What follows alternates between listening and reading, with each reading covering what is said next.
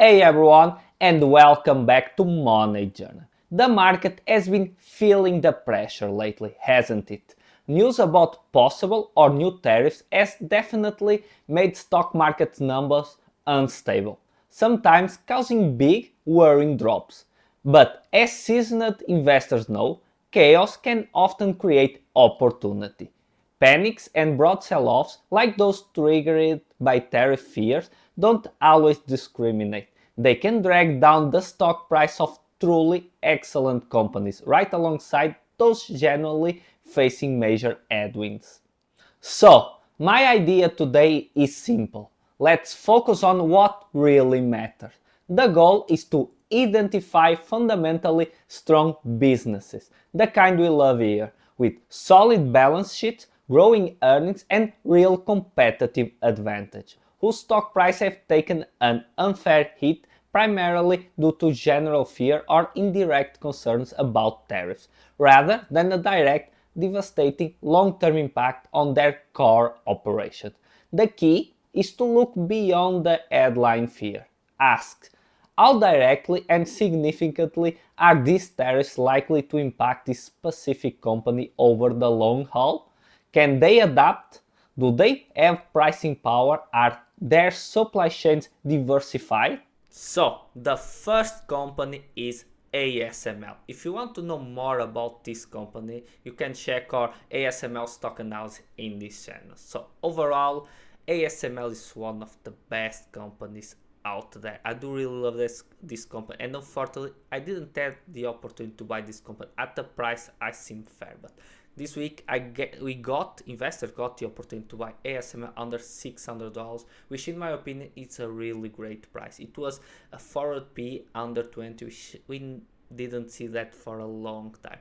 And for a company like this, it looks like a very cheap price. So what do we love about ASML? Into our money journey checklist, it's all check marks. It is a company that has been growing a lot, between 15 to 20% per year. Really great margins, high net margin, free cash flow margin, which we love. A really great balance sheet that are having returns on equity and on invested capital above 30%, which is incredible. Overall, it is a great business. In terms of competitive advantage and moat, it is a company that technology is 10 years ahead of competition, so they have an incredible moat. And if you look at tariffs, I don't see this. There will be tariffs on the machines ASML sells, because if you impose that tariffs, they can sell to other clients even on China. I bet Chinese people or China will be willing to buy as much of SML machines, but they can't because of restrictions. They have in free cash flow positive. They are returning capital. Things we must love in ASML. Look at this graph: revenue steadily growing, net income steadily growing, gross margins increasing, and really great gross margin for a machine manufacturer. We could say that.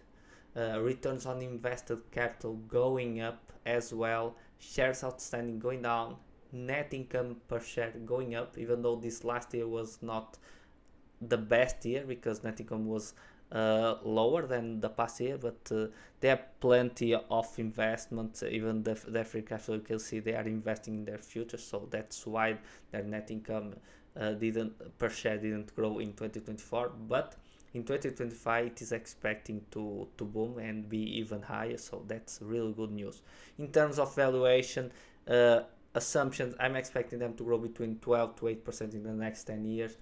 30% margins, and the P, I'm willing to pay a premium, and I think ASML deserves because of their moat, and I don't think in the next 5 or 10 years that will be technology or a company able to compete with ASML in lithography. So I'm assuming a P of 24, and with that assumption I came with an intrinsic value of 622. Right now it's $670, but we had the opportunity to buy this company under $600, and it is a fair value. So I started a position in ASML, and it was one of the companies I've been looking in the last few years, and I'm happy to have these opportunities due to this volatility.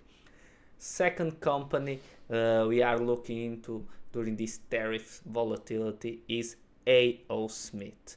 This is a boring investment. A.O. Smith is an industrial company that manufactures, and they are leaders in water heaters, tanks, heat pumps, in boilers, into the residential and commercial business, and into water treatment. Yes, very boring, but I have to tell you, it is an incredible company in terms of business model and fundamental wise.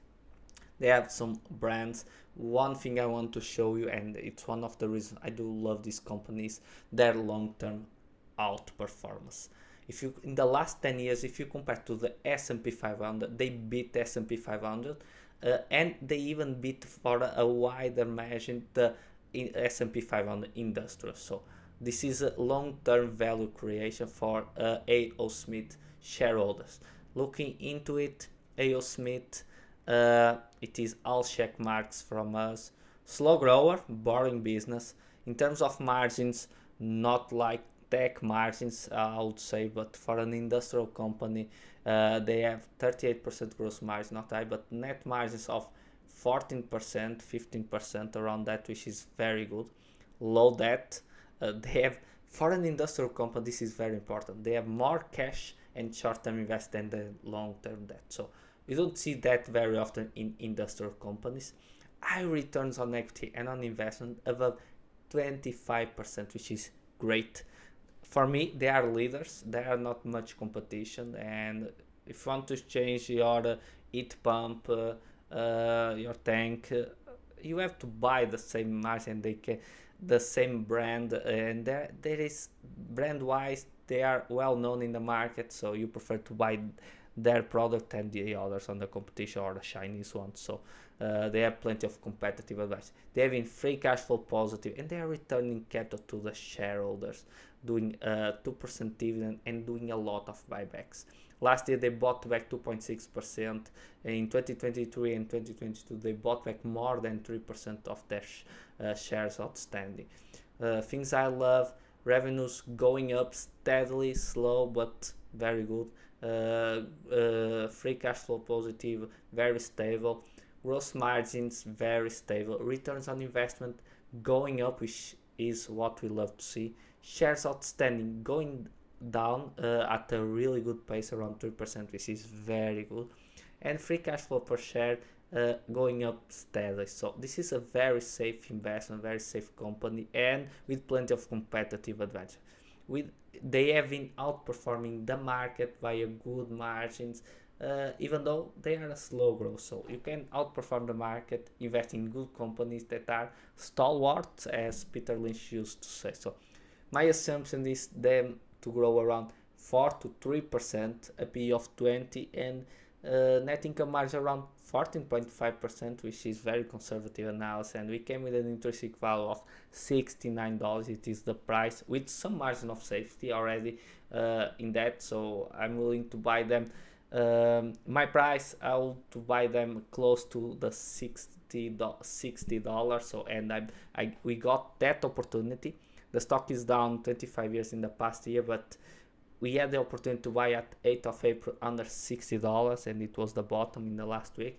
And for me, it was the best timing to start a position, and I'm really happy to have that opportunity. So A.O. Smith, it is a company I was looking into it for the past year. The price was a little bit too high. Still, there are not a lot of margin of safety, but for the quality of this company, I think this is a great price, and it will be a real. And I hope in the next few years the stock goes down even more, so I can increase my position. Right now it's just a starting position, and I hope in the next 10-20 years they can continue to outperform the S&P 500. That's my investment thesis. The third company I was looking into it was Axelis. What do Axelis do? It is in the semiconductor area, a technological company. They are in the Eon implementation. They announced device functionality and performance. In terms of fundamentals, this is a great company that is down in the past year 55%. Right now, most of their machines it's for automotive industry. They explain what they do in their investment presentation, and if you want to know more about this company, you have to dig deep and understand what they do. But they are in the semiconductor manufacture. They manufacture machines to do the ion implementation. They are not the leaders in the market, but they are one of the best.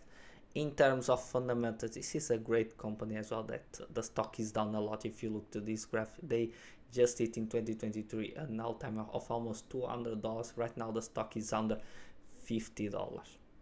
It's all checks marks. They've been growing a lot. Right now, last year revenues were down 10%. For 2025, revenues are expected to be down 7%, but automotive industry are facing a lot of problems right now in Europe, for example, and they sell machines for a lot of chip manufacturers in the automotive sector. So that's why they are right now trading at a very cheap and attractive valuation, in my opinion. A P of 7.6 for a P of 12, because earnings will go down this year. Even though this is a 7p on already depressed earnings of 2025. If you look to peak trough earnings of 2025, this P is like 6 or 6 point something. She's great. In terms of margins, in terms of industrial company, it's a very good margin. Net margins above 20% or around 20%, which is very good. They've been growing a lot, returns very high, almost 20% return on investment.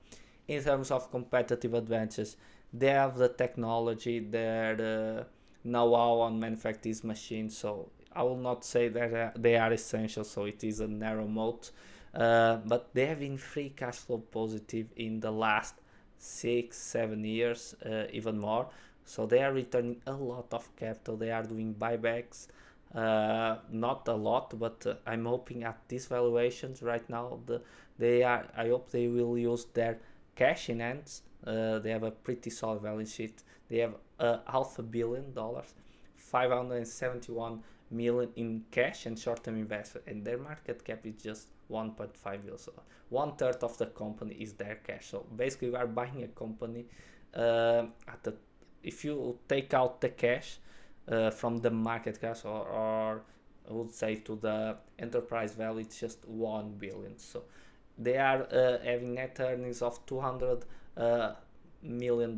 So if you do the ratio of earnings to enterprise value, it's a P of 5, which is very low.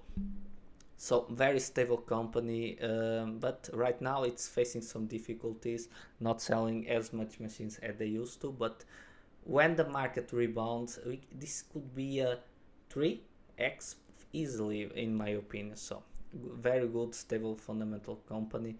So with my assumptions, even though I'm assuming they will, the revenues will go down 7% and 2026 2%, I'm willing to bet that after these 2 years they will start growing again, 8% to 6%, a P of 18, net margins of 22%, and with these assumptions I came with an intrinsic value of just $80. Right now they are trading at 40 cents. This is a big discount to a fair value that has already some margins of safety. So this is a very big opportunity. Axelis is a company I've been following. I've been buying it, and right now it is one of my core positions. So I really love. I really think this is a good investment for the future, where I will have outstanding returns. So those are the types of situations and companies I'm looking at right now. Strong underlying businesses, potentially caught in the crossfire of broader market fears driven by tariffs. The key is rigorous fundamental analysis and assessing the real long-term impact versus the knee-jerk market reaction. Remember, do your own homework. This is just 3 stocks in my watchlist to get you thinking. Now, I want to hear from you. Which stocks or sectors do you think are becoming attractive buys amidst this volatility? Are there any quality companies you have seen unfairly punished by tariff talks? Let me know in the comments below. If you found this analysis helpful, give that like button a tap and make sure you are subscribed for more investment ideas focused on quality and value. Thanks for watching and I'll see you in the next video. This video is for informational purpose only and should not be considered financial advice. Always conduct your own research and consult with a qualified financial advisor before making any investment decision.